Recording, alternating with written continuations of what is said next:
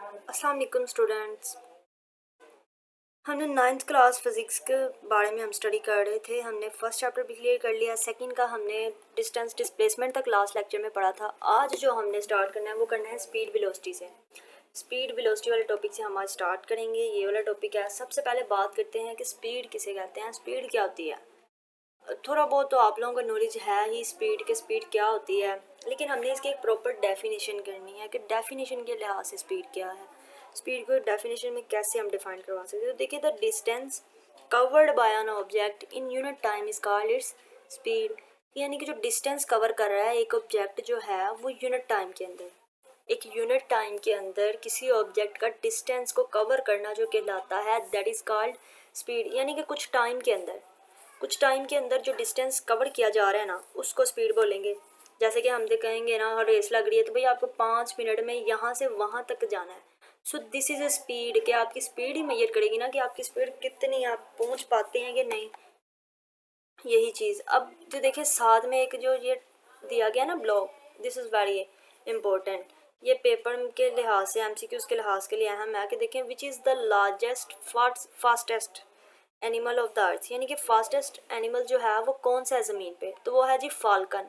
Falcon can fly at a speed of 200 kilometre hour. अब ये दो तरह से एमसीक्यूज आ सकता है। किस तरीके से कि which is the fastest animal on the earth, तो ये कौन सा है, फाल्कन है।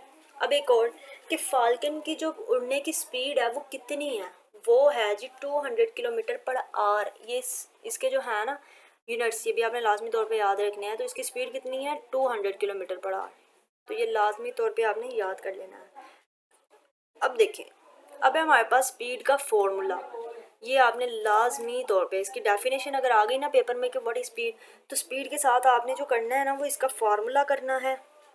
और भी चीज़ें भी बताते हैं। तो देखें, स्पीड का फार्मूला है speed is equal to distance over time, T over T. Speed is equal to distance over time, यानी कि डिस्टेंस ओवर टाइम।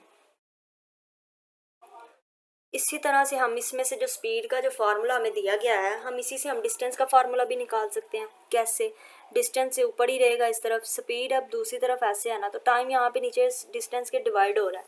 तो हम टाइम को क्या करेंगे, इधर डिवाइड हो रहा है तो ये स्पीड के साथ जाके क्या हो जाएगा, मल्टीप्लाई। तो speed into time that is equal to distance. अब यहाँ से हमारे पास दो फॉर्मूले बन गए हैं। तो डिस्टेंस का फार्मूला है स्पीड इंटू टाइम और स्पीड का फार्मूला है डिस्टेंस ओवर टाइम। तो that is equal to, distance को रिप्रेजेंट करवाते हैं जी कैपिटल एस से, स्पीड को करवाते हैं स्मॉल वी से एंड टाइम को स्मॉल टी से। तो S is equal to V into T, ये फार्मूला है डिस्टेंस का। और स्पीड का फार्मूला है V is equal to S by T. Okay हो गया। तो देखें डिस्टेंस क्या है, this is a scalar quantity. ये स्केलर क्वांटिटी है, तो इस लिहाज से जो स्पीड है वो भी हमारे पास क्या है, स्केलर क्वांटिटी है। ओके हो गया। डिस्टेंस भी स्केलर है और स्पीड भी स्केलर है। तो जो स्पीड के यूनिट्स होते हैं ये होते हैं जी मीटर पर सेकंड। मीटर पर सेकंड यूनिट हैं स्पीड के। अगर इसकी डेफिनेशन आ गई पेपर में तो आपने इसकी डेफिनेशन करनी है, देन इसका फार्मूला लिखना है, देन आपने बताना है कि क्या ये स्केलर है, क्या ये वेक्टर है। तो ये स्केलर क्वांटिटी है। उसके बाद आपने इसके यूनिट्स एसआई बताने हैं, तो वो है मीटर पर सेकंड। ठीक हो गया। अब इस तरह देखेंगे चीता can run at a speed of 70 kilometre per hour. ये भी एमसीक्यूज के तौर पर आप लोगों ने याद रखना है कि चीते की जो स्पीड है वो कितनी स्पीड से, यानी कितनी फास्टली जो है वो रन कर सकता है। तो वो कर सकता है जी 70 किलोमीटर पर आवर की रफ्तार से। ओके। देन है यूनिफॉर्म स्पीड। कि यूनिफॉर्म स्पीड क्या है, a body has uniform speed if it covers equal distance in equal interval of time, however short the interval में भी। यानी कि यूनिफॉर्म का मतलब है कि एक लिहाज से कह लेंगे uniform has speed if it covers equal distance, यानी कि वो इक्वल टाइम में, इक्वल इंटरवल ऑफ टाइम है, यानी कि जितना उसे टाइम दिया गया ना वो उतनी ही स्पीड से भाग रहा है। वो ना तो ज़्यादा तेज़ कभी जा रहा है ना कभी कम हो रहा है, वो सेम स्पीड के साथ, इक्वल स्पीड के साथ ही भागी जा रहा है। This is uniform speed. अब देन है वेलोसिटी। ये भी काफ़ी अहम है, ये आपने लाजमी तौर पे याद करनी है। The rate of displacement of a body is called its velocity. Rate means time. Rate of displacement यानी कि displacement over time. This is velocity. तो देखें किसी भी displacement का अब ये फार्मूला आप देखें, फार्मूले से सही समझ आएगी कि velocity is equal to displacement over time, यानी कि हमने डिस्प्लेसमेंट एक डिस्टेंस कवर करना है, शॉर्ट डिस्टेंस। अब डिस्प्लेसमेंट मैंने पढ़ा था कि this is the shortest distance. कोई टाइम इंटरवल हमारे पास टी दिया गया हो, हमने वो जो डिस्प्लेसमेंट है वो उस टाइम के अंदर अंदर शॉर्टेस्ट जो डिस्टेंस हम कवर करेंगे ना, that is called velocity. So velocity को रिप्रेजेंट किया जाता है वी के साथ, यानी बोल्ड वी के साथ, ठीक है ना, या एरो पर लगा दें, अगर नहीं तो इसको बोल्ड कर दें। डिस्प्लेसमेंट भी वेक्टर क्वांटिटी है, तो डिस्प्लेसमेंट को भी देखिए हमने बोल्ड करवा दिया। अब टाइम जो है दिस इज स्केलर क्वांटिटी, हम पीछे पढ़ कर आए हैं तो time is a scalar quantity, तो इसको हमने स्मॉल टी से रिप्रेजेंट करवा दिया। ओके हो गया, इस पर बोल्ड या एरो नहीं करना। तो ये जो आई है ना हमारे पास इक्वेशन या फॉर्मूला, ये है v is equal to D by T, ये वेलोसिटी है। अब इसी तरह यहाँ से हमारे पास एक और जो है वो फॉर्मूला रिप्रेजेंट हो गया, फॉर्मूला आ गया है, और वो आया है d is equal to V T, यानी डिस्प्लेसमेंट जो होता है वो बराबर होता है वेलोसिटी इनटू टाइम के। ये आगे मेडिकल में यूज़ होने हैं, इसलिए आप लोगों ने याद रखने हैं, निशान वगैरह लगा लें। अब वेलोसिटी क्या है, this is a vector quantity, velocity is a vector quantity. अब इसके यूनिट्स क्या होते हैं, इसके यूनिट्स होते हैं मीटर पर सेकंड स्क्वायर, मीटर पर सेकंड। अब स्पीड के यूनिट क्या आते हैं, वो भी मीटर पर सेकंड थे, और जो वेलोसिटी के यूनिट्स है ना ये भी मीटर पर सेकंड है। कैसे, डिस्प्लेसमेंट का यूनिट होता है मीटर, टाइम का यूनिट होता है सेकंड, तो मीटर पर सेकंड आ गया। इसी तरीके से ये था स्पीड और वेलोसिटी। अब जो नेक्स्ट है वो है यूनिफॉर्म वेलोसिटी। कि यूनिफॉर्म वेलोसिटी क्या है, अब हमने ऊपर पढ़ा जी यूनिफॉर्म स्पीड के बारे में, अब यहाँ पे है यूनिफॉर्म वेलोसिटी। तो uniform velocity, a body has uniform velocity if it covers equal displacement in equal interval of time। अब देखें इसमें माइनर सा डिफरेंस है कि वेलोसिटी में हम डिस्प्लेसमेंट की बात करते हैं ना, तो देखें ये cover equal distance in equal interval of time, but speed में जो था वो था distance in equal interval of time, वो इक्वल डिस्टेंस कवर कर रहा था इक्वल इंटरवल में। वेलोसिटी जो है वो इक्वल डिस्प्लेसमेंट कवर करती है इक्वल इंटरवल में। ओके हो गया, ये भी डेफिनेशंस आपने अच्छे से याद कर लेनी है। नेक्स्ट है हमारे पास एक्सेलरेशन। एक्सेलरेशन क्या होता है जी, acceleration is defined as the rate of change of velocity, यानी कि वेलोसिटी के अंदर जो चेंज आता है ना, टाइम का change, this is acceleration. Acceleration is defined as the rate of change of velocity of a body. अब इसका फॉर्मूला देखें कि acceleration is equal to change in velocity divided by time taken. अब acceleration का formula है a is equal to v over T. अब change in velocity यानी change हो रहा है, वो फाइनल भी है और वो इनिशियल भी है, तो चेंज इन वेलोसिटी जो होती है वो होती है final velocity minus initial velocity.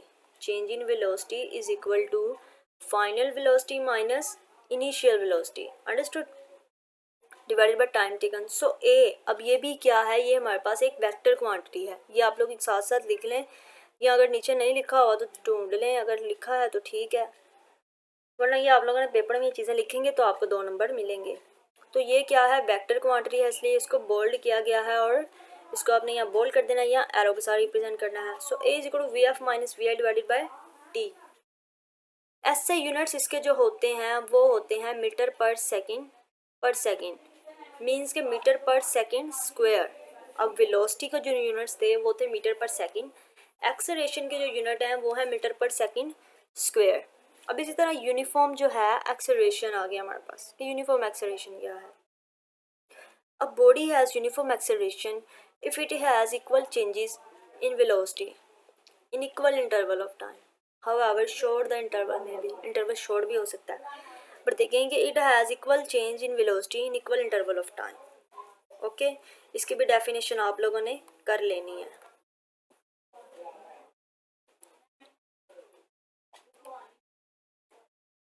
हाँ जी, acceleration of a body is positive if its velocity increases with time. तो ये एमसीक्यू के तौर पर आपने याद रखना है कि acceleration of a body is positive, वो पॉजिटिव तब होगा अगर जो वेलोसिटी है ना वो टाइम के साथ इंक्रीज हो।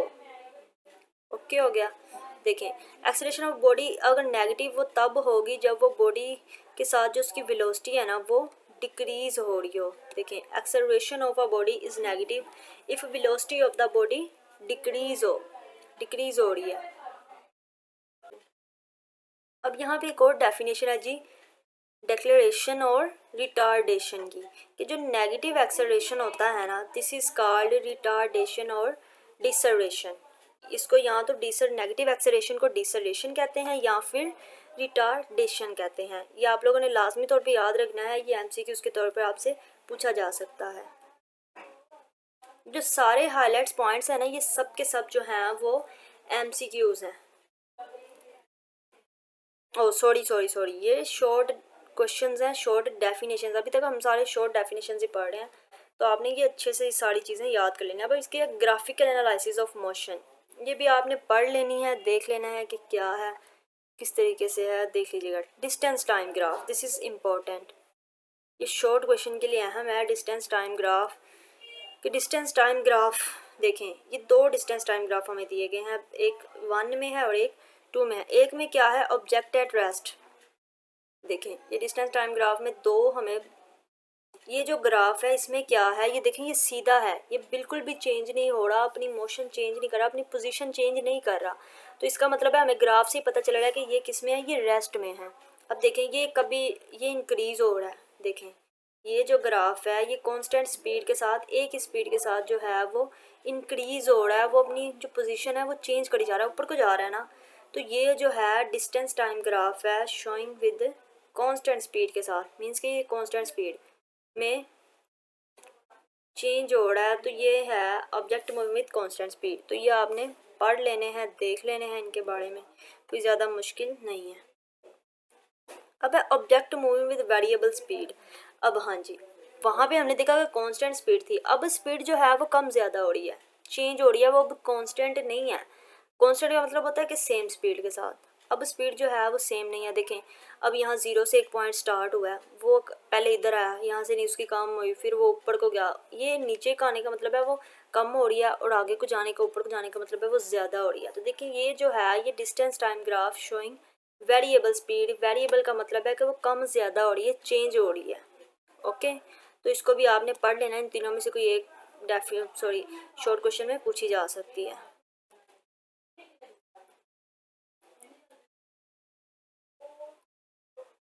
अब है speed time graph. Speed time graph भी एज इट इज़ वैसी है जैसे कि ऊपर हमने वो देखा कि इन स्पीड टाइम ग्राफ में क्या होता है, time is taken along x axis, और स्पीड जो होती है, टाइम जो है वो हम एक्स एक्सिस के अलोंग जो है वो मेजर करवाते हैं, और वाई एक्सिस के अलोंग जो हम करते हैं टेकन, वो स्पीड होती है। ये हमारे पास स्पीड है, और स्पीड का हमने देखा कि मीटर पर सेकेंड में उसको रिप्रेजेंट करा जाता है, उसके यूनिट्स होते हैं, टाइम सेकेंड्स में होता है। ये हमारे पास टाइम है 5, 10, 15, 20।